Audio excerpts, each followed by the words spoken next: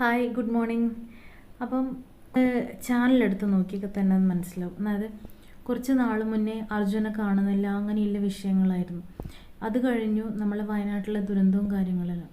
അത് കഴിഞ്ഞിപ്പോൾ സിനിമേൻ്റെത്. കാരണം ഓരോന്നും കഴിയുമ്പം ഇതാണ് ന്യൂസായിട്ട് വരുന്നത്.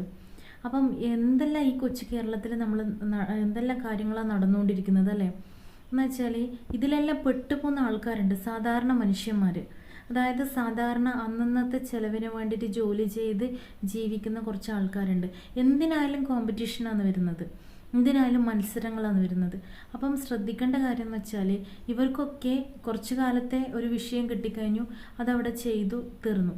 പക്ഷേ ഇതിൽ പെട്ടുപോകുന്ന സാധാരണക്കാരുടെ ജീവിതം എന്ന് ആലോചിച്ച് നോക്കിയേ.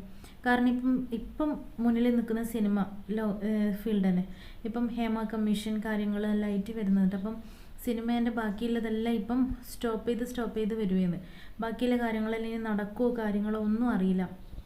ആർക്കൊക്കെ അഭിനയിക്കാൻ പറ്റും, അതിലൊക്കെ ആർട്ടിസ്റ്റായിട്ട് അഭിനയിക്കുന്ന ആൾക്കാർ, സാധാരണ ആൾക്കാർ, അതിൽ ജോലി ചെയ്യുന്ന ആൾക്കാർ, ആർട്ടിസ്റ്റുകൾ. അപ്പം സ്റ്റാർട്ടിങ് മുതൽ അവരെല്ലാം ജീവിതം എന്തായി, അവരെ സംബന്ധിച്ച് അവരെ ഡിപ്പെൻഡ് ചെയ്ത് ജീവിക്കുന്ന ഫാമിലി, അവരെല്ലാം ജീവിതം എന്തായി. ചെറിയൊരു കാര്യം ഇത് നമുക്ക് വലുതായി സംഭവിക്കുന്നത് ഇവർക്കായിരിക്കും. വലുതായിട്ട് അവരെ സംബന്ധിച്ച് ഈ ഒരു വിഷയം കഴിഞ്ഞ് കഴിഞ്ഞാൽ അടുത്തതെല്ലാം മറന്ന് അവരവരുടെ ജീവിതത്തിലോട്ട് പോകും. പക്ഷെ ഇതിലെല്ലാം ബാധിക്കുന്നത് കൂടുതലും ഈ ലോ ലെവലിൽ നിൽക്കുന്ന സാധാരണക്കാരാണ്. ലോ ലെവലിൽ എന്ന് പറയുന്നത് സാമ്പത്തിക